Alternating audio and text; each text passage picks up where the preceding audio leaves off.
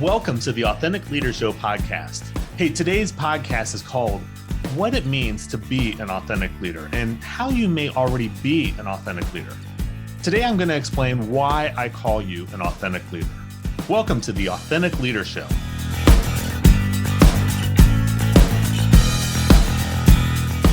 The Authentic Leader Show is the podcast about technology leaders who are crushing the bell curve of team performance and leading high-performing technology teams. So today's topic is about what it means to be an authentic leader. And additionally, we're going to talk about how you may already be an authentic leader.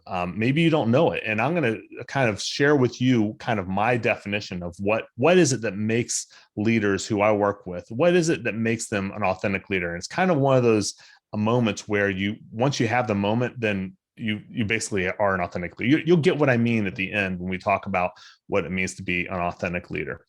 So I know that you are a frustrated leader. You're frustrated in your leadership in some form or fashion. If you are doing one of these three things. So number one is that you are spending a lot of time giving constructive feedback to your team for the poor work that they're doing. You're having to spend a lot of time working with them on that. You're also feeling like the bottleneck of your team because you need to make all of the decisions.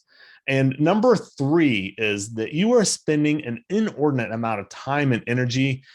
Maybe you're reading books or you're listening to podcasts or you're just racking your brain. You're researching all that you can, trying to figure out what it takes to motivate your team to perform better. And because you are doing one of these three things, I know that you are defending your team's work to your boss or to your clients or to other stakeholders who are working with you and your team because the work is sometimes it's late or it's incomplete or it's incorrect. And you shouldn't have to be spending time defending your team. You're also struggling with making decisions or you're really struggling with trusting your team to make their own decisions as well. And then number three, you are frustrated with the team that you have now inherited, or maybe you have hired a poor worker, or maybe a couple of poor workers on your team, or maybe you even disagree with how the team member gets their work done. Now, if you've been defending your team's work for, let's say, more than 3 months, then you are spending too much time giving feedback to your team about poor performance specifically. Now, I'm not saying not to give feedback to your team. As a matter of fact, that is a regular part of your job as the leader of your team. But we're talking about specifically giving feedback about their poor performance, like correcting their performance. So just so you know, inside of the Authentic Leader Framework, I have what I call these 7 disciplines. And when you master all 7 of these disciplines, you will get huge results. And I know that because of the leaders I work with.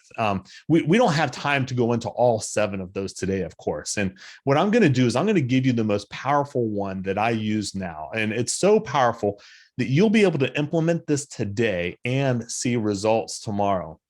And I'm about to show you how to reduce the amount of feedback that you are giving to your team while improving the results that they produce. And we're talking about, again, the negative constructive feedback that you're spending so much time doing on your teams. Now, here's the mistake that I find that most people make. Most people make is that leaders, they sound like that they're making excuses for their team. And because of that, their reputation as the leader of the team, it continues to erode over time because they're making so many excuses for the poor work that their team is doing. And the problem is that eventually the leader's reputation as the leader of the team, it begins to erode as their team stops respecting them, and their influence with the team and others outside, it begins to diminish over time. Now, I have a number of tools inside of the Authentic Leader Framework, and I have all of those covered in there. But I'm going to give you the best, most powerful, and it's one that I think is really one of the easiest and the quickest that you can implement. And again, as I've mentioned before, you'll be able to implement this today and you will see results tomorrow. Now, how do I know this?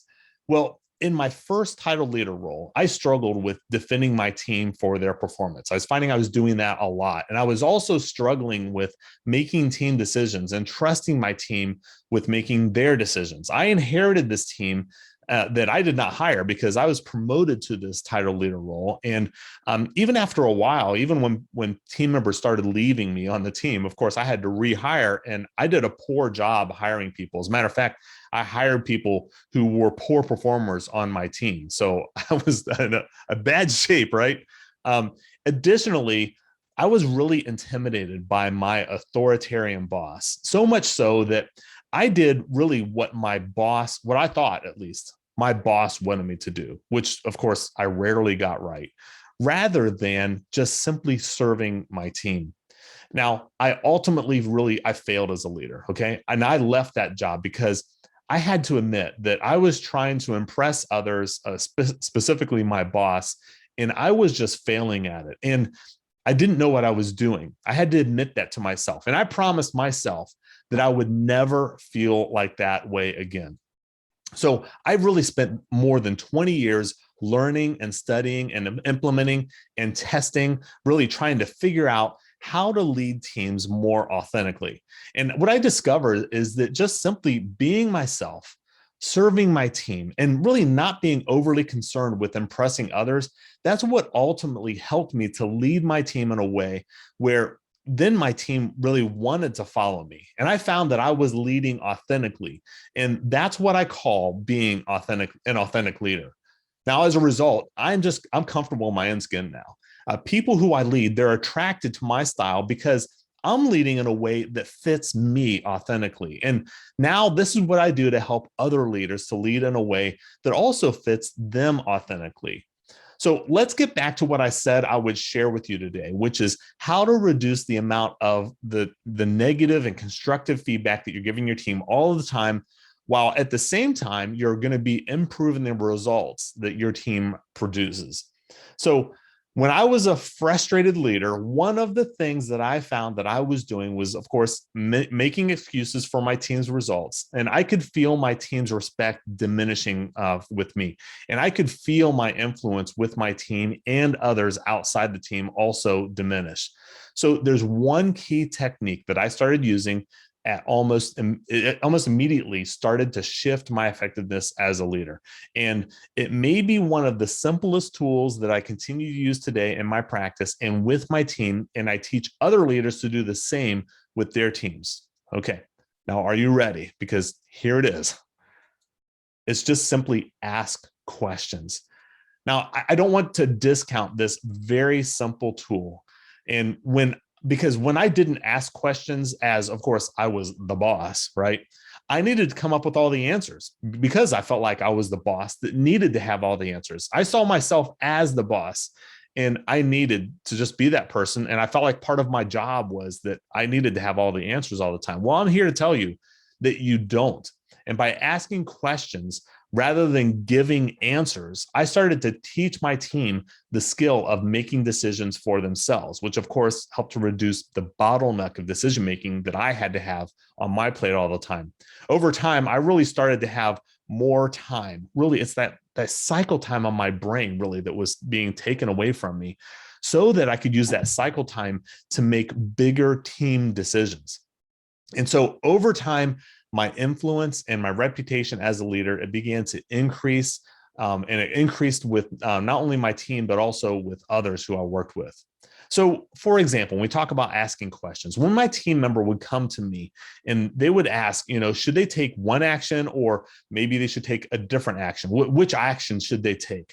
I started asking questions like, what other actions have you considered? Is it just these two? Are there other ones? Why are you asking about just these two? Maybe they need to go back to the drawing board and maybe have some other actions, but just simply asking questions helps them to think, well, gosh, I never thought of that, right?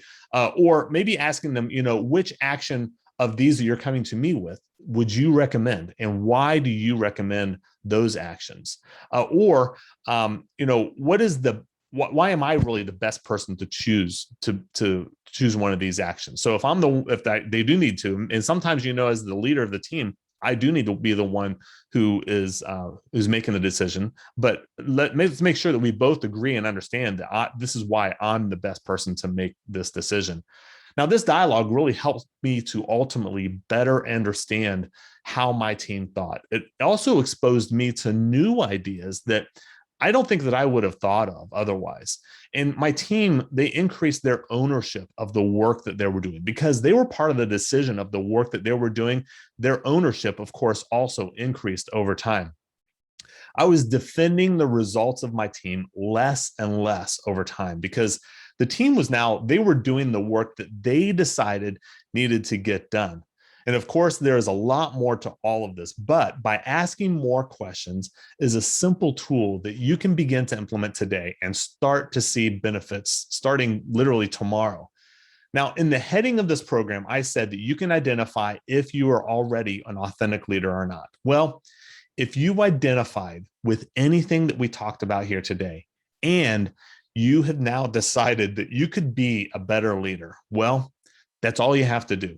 And that's how I identify that you are an authentic leader. Most people think that they are a fantastic leader. As a matter of some of the worst leaders who I've worked with and I've worked for, they think that they already are a fantastic leader and they could not possibly be any better. So that's why I say that all you have to do is decide that, you know what, I'm not good enough. I could be even better.